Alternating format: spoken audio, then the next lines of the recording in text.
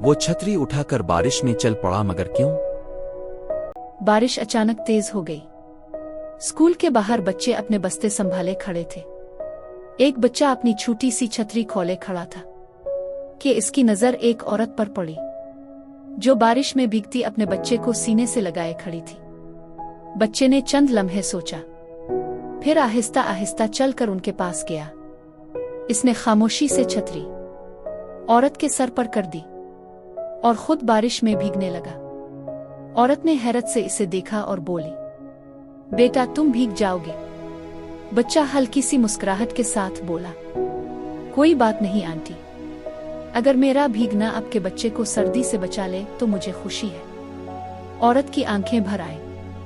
اس نے دل سے دعا دی۔ بچہ مسکرایا، آہستہ سے مڑا اور گھر کی طرف چل دیا۔ اسی لمحے بچے کو حدیث یاد آئی۔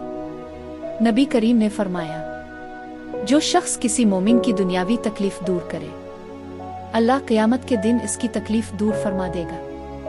بارش تو رک گئی، مگر بچے کے دل میں ایک گہرا سکون اتر آیا۔